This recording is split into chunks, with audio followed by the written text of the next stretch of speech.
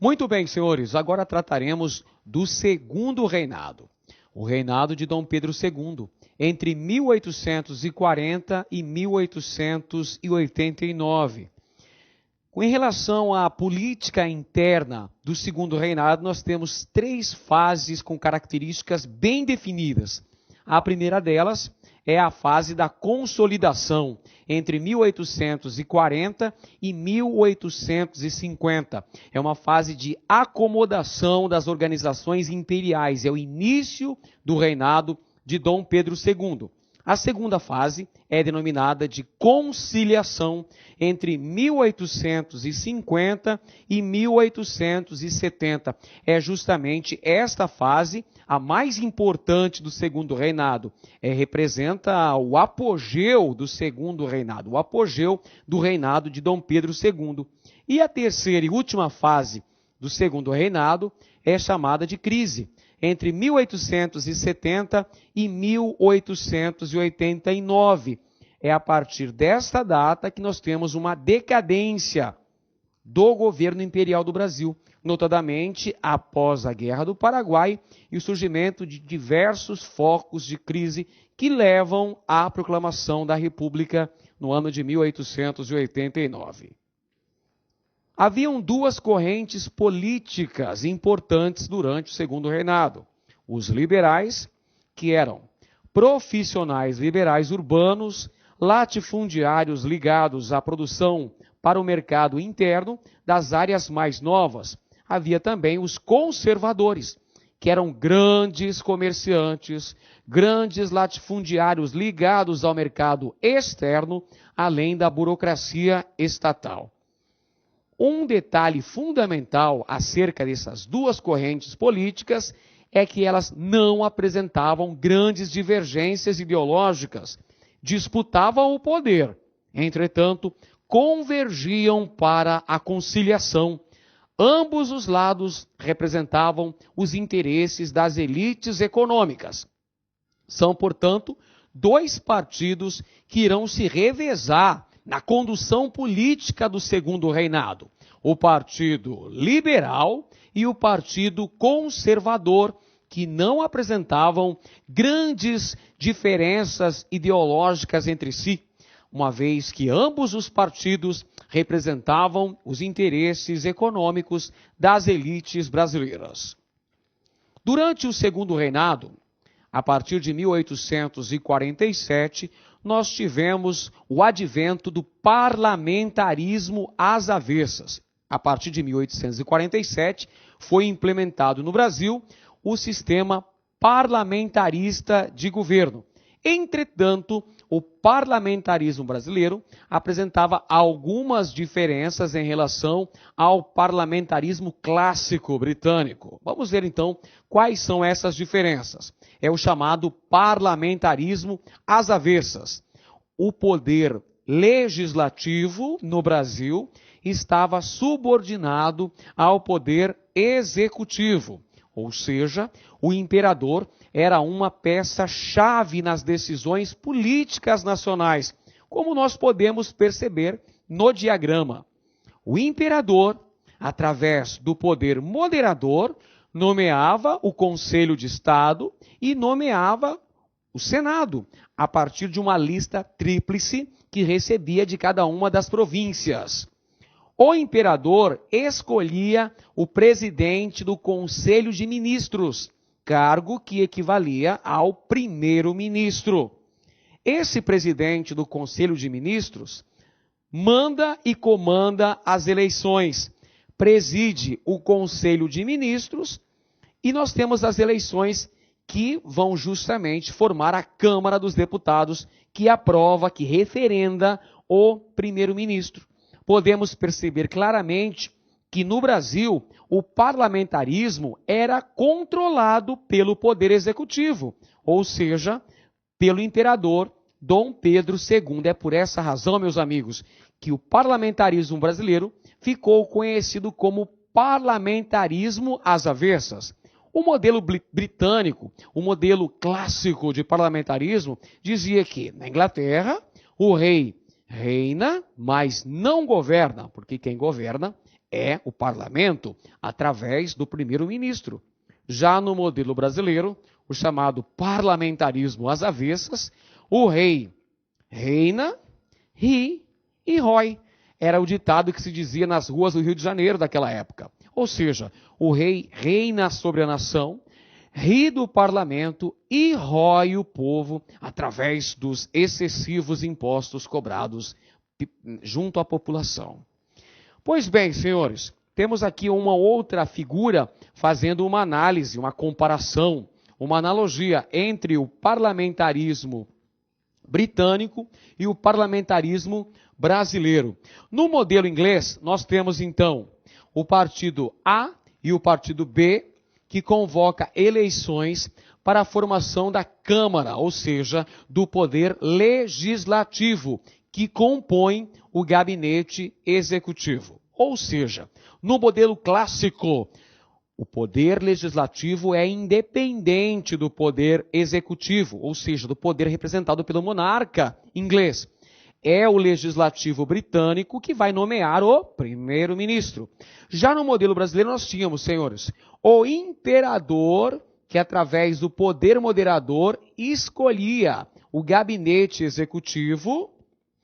O imperador também tinha a função de dissolver a Câmara, ou seja, o poder legislativo. Então, por esse esquema, percebemos que no parlamentarismo brasileiro, o imperador tinha grande poder em suas mãos, podendo nomear ou demitir o primeiro-ministro quando ele bem entendesse. Agora trataremos da questão econômica no Brasil, da questão fundiária também no Brasil. Em 1850 foi aprovada uma importante medida pelo parlamento brasileiro. É a Lei de Terras, senhores, fundamental para entendermos a questão econômica e social da segunda metade do século XIX no Brasil. A Lei de Terras determinou que as terras sem registro, ou seja, as terras devolutas, pertencentes ao Estado, só poderiam ser adquiridas mediante a compra. A Lei de Terras colocou fim ao regime das sesmarias, que vigorava desde o período colonial. Em 1850, o parlamento brasileiro aprovou uma lei que determinava que as terras só poderiam ser adquiridas mediante a compra. A Lei de Terras atribuiu um valor imobiliário às terras no Brasil. Esse foi um mecanismo para dificultar o acesso à terra, tanto por parte dos imigrantes que estavam chegando no Brasil, quanto por parte dos ex-escravos. A Lei de Terras contribuiu significativamente para a concentração fundiária no Brasil.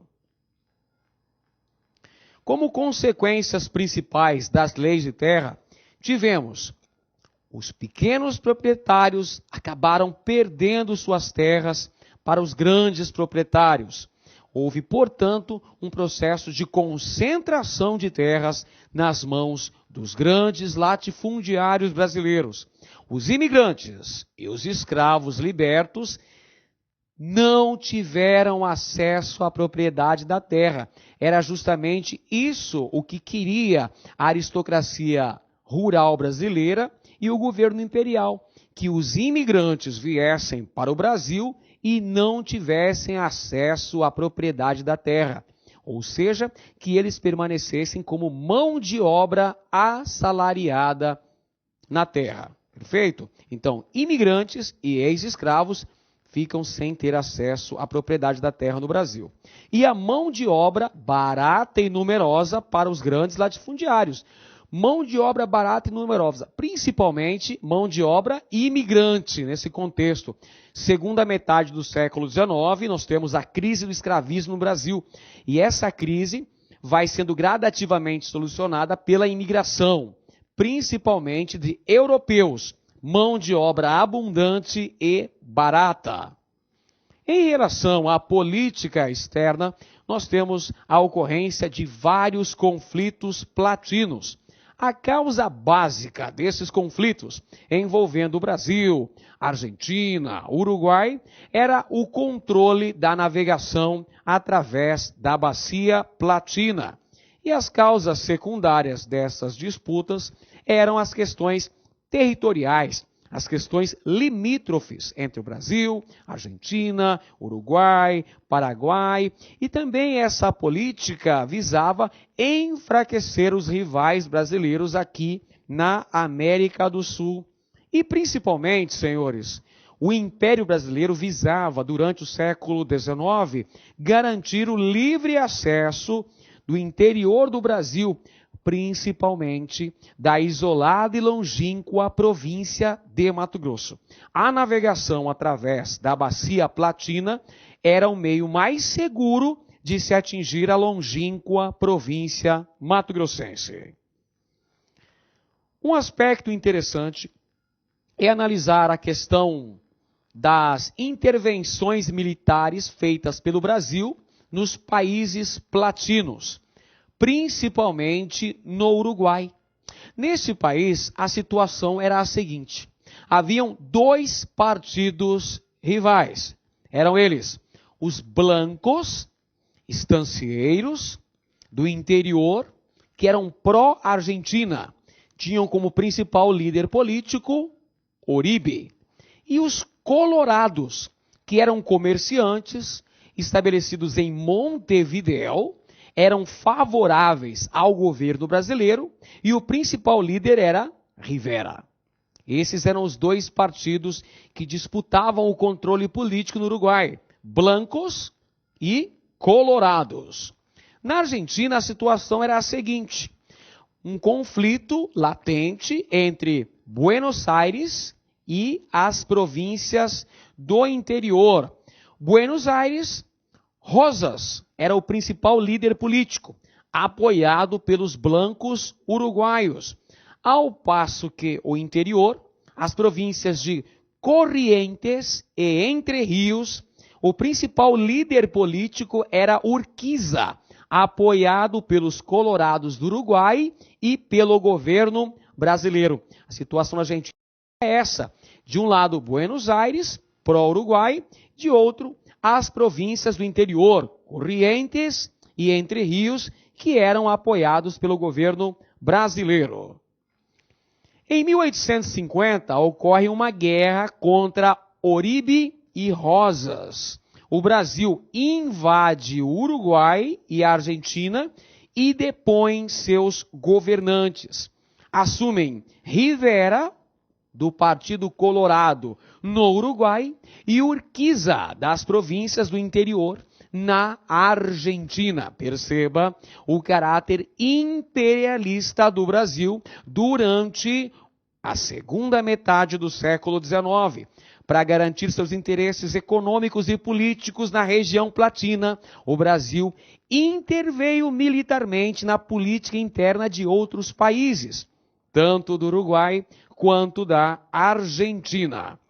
Em 1864, ocorre uma outra guerra, uma outra intervenção militar brasileira na região do Prata. A guerra contra Aguirre, no Uruguai, um líder branco que era pró-Argentina.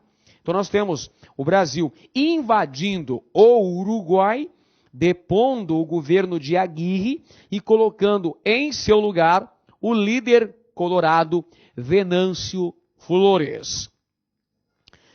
O equilíbrio na região do Prata é rompido, porque Aguirre tinha um acordo com o líder paraguaio Solano Lopes. Perceba mais uma vez o Brasil, para garantir os seus interesses políticos e econômicos na região do Prata, intervém militarmente no governo do Uruguai, derruba um presidente ligado ao Partido Blanco e colocando no lugar um líder colorado que era pró-Brasil, Venâncio Flores. Só que isso acaba causando um sério desequilíbrio na região do Prata, porque vai haver uma represália do governo paraguaio em relação a isso, pessoal. Já que a pouco a gente vai falar sobre a represália do governo de Francisco Solano Lopes, que acabou gerando o maior conflito armado da história da América do Sul, ou seja, a Guerra da Tríplice Aliança contra o Paraguai. Mas, por enquanto, vamos tratar de outros assuntos da política externa brasileira durante o Segundo Reinado. Agora trataremos da chamada Questão Christie, de 1863. A Questão Christie foi um conflito diplomático envolvendo o governo brasileiro e o governo britânico. Vejamos então o que foi a Questão Christie entre 1863 e 1865. A Questão Christie acabou culminando no rompimento das relações diplomáticas envolvendo os governos brasileiro e inglês. As causas que levaram à Questão Christie foram as seguintes, senhores. O roubo da carga de um navio inglês, Príncipe de Gales, que naufragou no litoral da província do Rio Grande do Sul. E a carga acabou sendo roubada. Sendo assim, senhores, a coroa britânica exigiu uma indenização pelo roubo da carga do navio inglês. Entretanto, não houve essa indenização. Um outro evento importante, também ocorrido no Rio de Janeiro, desta vez ocorrido no Rio de Janeiro, foi a prisão de marinheiros ingleses. O governo inglês e o embaixador William Christie acabou exigindo um pedido formal de desculpas por parte do governo brasileiro. Sendo como não aconteceu esse pedido formal de desculpas, acontece o rompimento das relações diplomáticas. William Christie, que era o embaixador inglês no Brasil, aprisionou 5 navios brasileiros no porto do Rio de Janeiro, a título de indenização pela carga do navio roubada na província do Rio Grande do Sul. O Brasil paga uma indenização, mas exige desculpas do governo inglês por invadir o porto do Rio de Janeiro e aprisionar 5 navios brasileiros. Sendo assim, essa questão é arbitrada pelo rei da Bélgica, Leopoldo I, que dá um parecer favorável ao governo brasileiro. E aí o Brasil acaba rompendo relações diplomáticas com a Inglaterra. Esse rompimento das relações diplomáticas entre Brasil e Inglaterra é apenas temporário, pois nas vésperas da eclosão da Guerra do Paraguai, eles já haviam reatado as relações diplomáticas. A Inglaterra desculpa-se oficialmente com o Brasil no ano de 1865, é justamente o ano em que se dá o início da Guerra do Paraguai. A Guerra do Paraguai, travada entre 1865 e 1870, foi o maior conflito armado da história da América do Sul. Vejamos então quais foram as principais causas, os principais antecedentes que levaram a esse extremamente sangrento conflito ocorrido aqui na América do Sul, envolvendo 4 países. A Tríplice Aliança, Brasil, Argentina e Uruguai, contra a República do Paraguai. Dentre os antecedentes, olha só, anote aí no seu caderno. O Paraguai era governado de forma ditatorial por Francisco Solano Lopes. Dentre as causas principais estão as disputas geopolíticas na América do Sul. A hegemonia sul-americana estava em jogo. Os países do Cone Sul disputavam o posto de principal potência, de potência hegemônica da América do Sul. E o rompimento das relações diplomáticas com o Brasil, em represália à invasão do Uruguai e à deposição do líder Blanco Aguirre.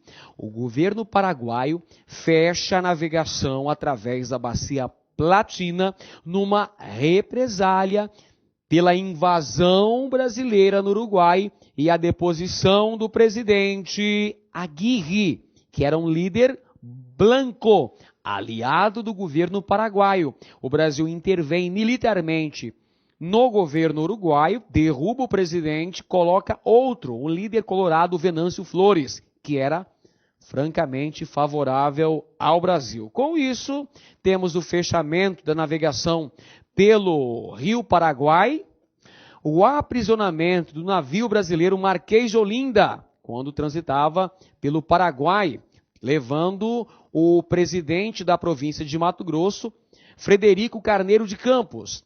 A prisão do navio brasileiro Marquês de Olinda é considerada o fato que vai deflagrar o início da Guerra do Paraguai, é o estopim para a deflagração da Guerra do Paraguai.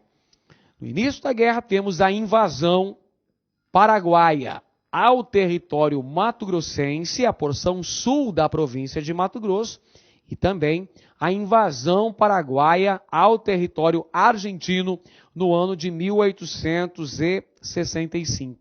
Inclusive, a invasão do exército paraguaio no território argentino favoreceu o processo de unificação política daquele país. Buenos Aires e as províncias interioranas acabam chegando a um acordo e formalizando definitivamente a unificação do país.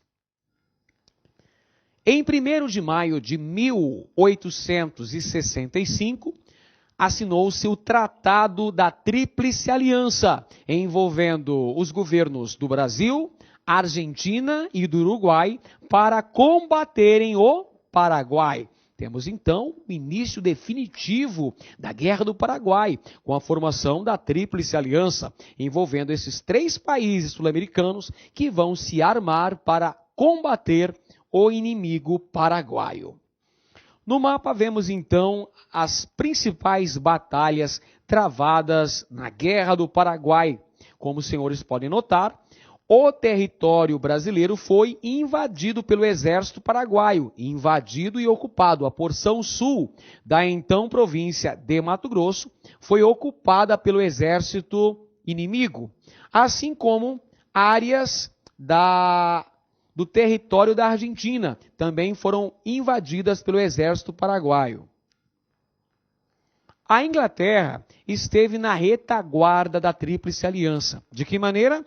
Fornecendo financiamento para a guerra, concedendo empréstimos aos países da Tríplice Aliança. Entre as principais consequências da Guerra do Paraguai, tivemos a vitória da Tríplice Aliança. A Tríplice Aliança, ao final dessa longa guerra, longa e desgastante, uma guerra muito sangrenta, uma guerra que deixou milhares de baixas. O Paraguai teve sensíveis perdas humanas, consideráveis dívidas e perdas territoriais. Em relação ao Brasil, a guerra deixou uma pesada dívida em relação à Inglaterra e promoveu também o fortalecimento político do exército brasileiro, além da crise do escravismo e do império, pois ao final da Guerra do Paraguai, 2 importantes causas passaram a estar na agenda do dia. São as causas republicana e abolicionista. Isso mesmo, senhores. Ao final da Guerra do Paraguai, cresceu a defesa da abolição da escravidão no Brasil e também a defesa do regime republicano de governo. Tudo isso irá contribuir para uma sensível crise do Império Brasileiro. E a Inglaterra acabou afirmando seus interesses econômicos na região da Bacia Platina, na América do Sul.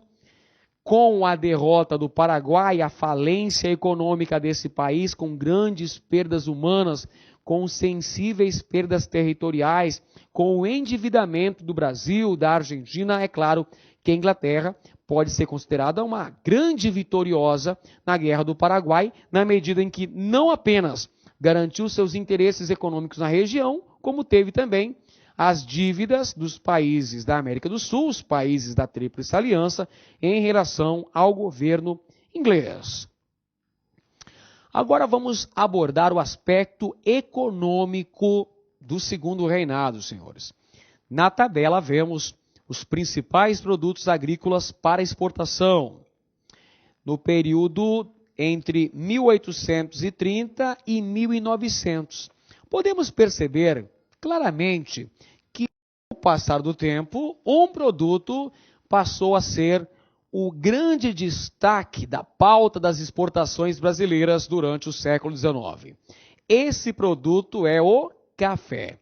O café se consolidou como o mais importante produto agrícola do Brasil ao longo do período do segundo reinado. Isso é muito importante. É fundamental que você tenha em mente que durante o segundo reinado, o produto-chave de nossa exportação era o café.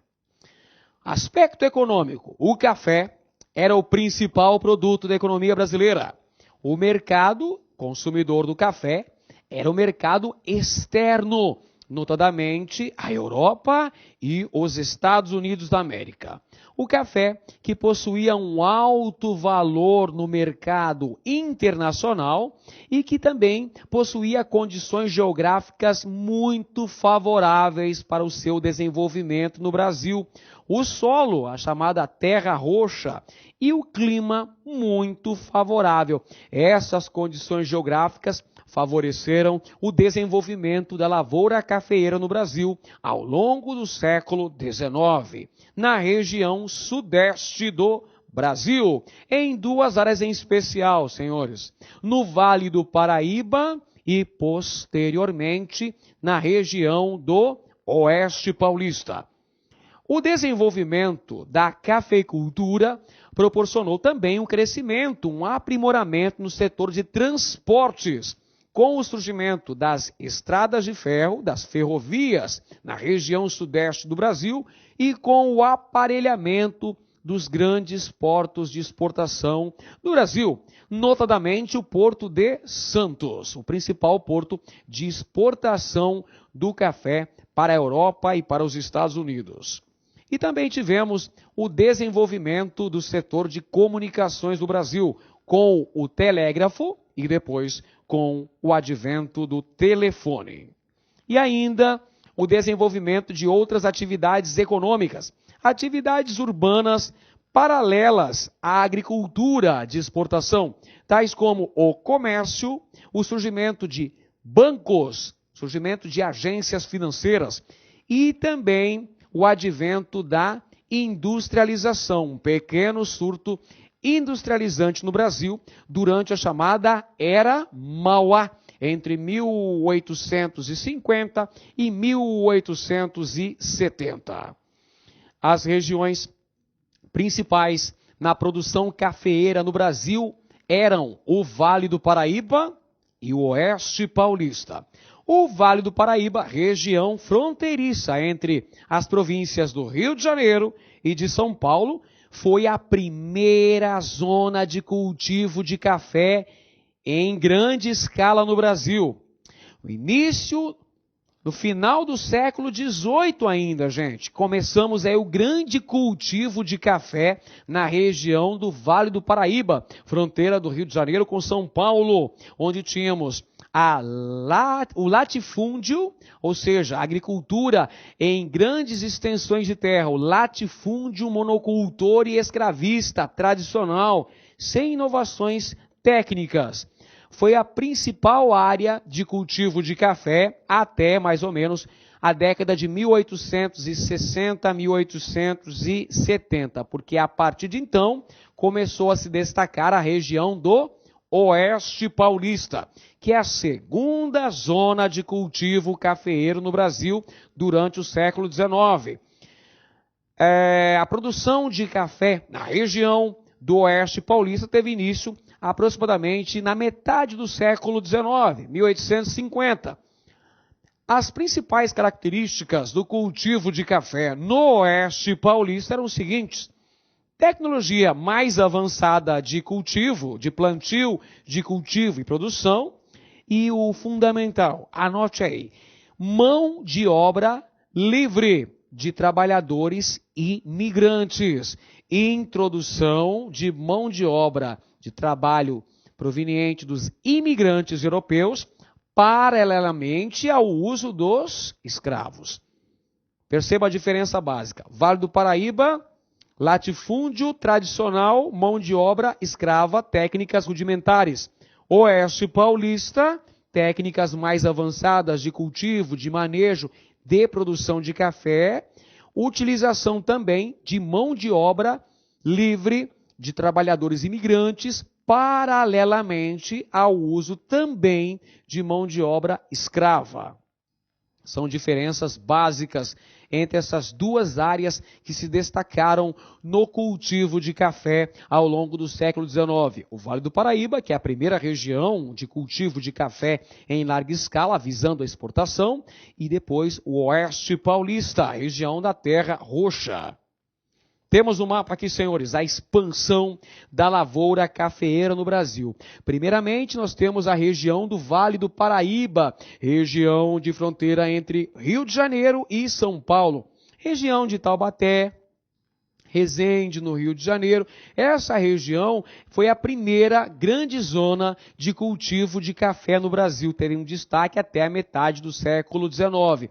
A partir de então, houve uma expansão da lavoura cafeeira, chegando então até o Oeste Paulista, uma região que usava tecnologia mais avançada, que produzia um café de melhor qualidade e mais barato. Logicamente, o Oeste Paulista acabou suplantando a produção do Vale do Paraíba. É no Vale do Paraíba, senhores, que surgiram os famosos barões do café, que tiveram uma grande participação na política, os latifundiários escravocratas no Brasil durante o século XIX. Além do café, tínhamos outros produtos que também se destacavam na pauta das exportações brasileiras. Dentre eles estavam o açúcar, que enfrentava um período de decadência em razão da concorrência externa, com o açúcar de beterraba produzido lá na Europa e também com o açúcar produzido nas Antilhas, na América Central, o que levou à queda do preço do produto no mercado internacional. Temos ainda outros produtos, como o algodão, produzido na província do Maranhão, que foi um importante produto no período entre 1860 e 1865, quando chegou a responder por cerca de 18% da pauta das exportações brasileiras, justamente porque nesse período, entre 1861 e 1865, estava ocorrendo a famosa Guerra de Secessão, ou Guerra Civil Americana, que fez com que a produção de algodão do sul dos Estados Unidos entrasse em crise. Nesse período, nós temos um destaque da produção algodoeira do Maranhão. A borracha na região amazônica, no Amazonas e Pará, também teve uma grande importância econômica, principalmente a partir de 1880, chegando a responder por 8% da produção brasileira. No período da Segunda Revolução Industrial, com o surgimento dos automóveis e com o processo de vulcanização. E ainda temos couros e peles que respondiam entre 6% e 8% das exportações brasileiras, além do fumo, que oscilava entre 2% e 3%. Em relação à questão industrial no Brasil, nós temos um grande destaque. No período entre 1850 e 1870, se destacou a figura de Irineu Evangelista de Souza, o famoso Barão de Mauá, Barão e depois Visconde de Mauá. Ele é o grande nome responsável por um grande surto de industrialização no Brasil. As causas básicas que favoreceram o advento da Era Mauá foram as seguintes: a decretação da tarifa Alves Branco em 1844, E o que foi a tarifa Alves Branco? Foi um aumento das tarifas de importação sobre os produtos provenientes principalmente da Inglaterra, o que proporcionou um aumento da arrecadação fiscal do Estado e um estímulo involuntário para a indústria nacional, na medida em que tornavam mais caros os produtos importados. Um outro fator que também contribuiu para o advento da chamada Era Mauá foi o fim do tráfico negreiro, através da Lei Eusébio de Queiroz, que proibiu o tráfico intercontinental de escravos, isso em 1850. Com a decretação da Lei Eusébio de Queiroz, o fim do tráfico internacional de escravos, nós temos uma liberação de capitais que antes eram utilizados na obtenção de escravos e agora serão investidos em outras atividades econômicas, tais como comércio, bancos, indústrias. Aí está Irineu Evangelista de Souza, o Barão de Mauá, o grande responsável pelo maior surto de industrialização do século XIX no Brasil, a chamada Era Mauá, entre 1850 e 1870. O Barão de Mauá era considerado o maior empresário do Brasil e o homem mais rico deste país. Em relação ao mercado interno, nós temos a produção de bens de consumo não duráveis, ou seja, esse surto de industrialização que o Brasil conheceu durante a segunda metade do século XIX, notadamente entre 1850 e 1870, visava, evidentemente, abastecer o mercado interno, com a produção de bens de consumo não duráveis, senhores, tais como alimentos, bebidas, cigarro. O principal setor, porém, era o de tecidos. O principal setor da industrialização brasileira na segunda metade do século XIX era a indústria têxtil. E esse surto industrial não alterou a estrutura econômica nacional. Ou seja, esse pequeno surto de industrialização que o Brasil experimentou durante a chamada Era Mauá não chegou em nenhum momento a ameaçar o predomínio de nossa economia de tendência agroexportadora, cujo principal produto, todos, era o café.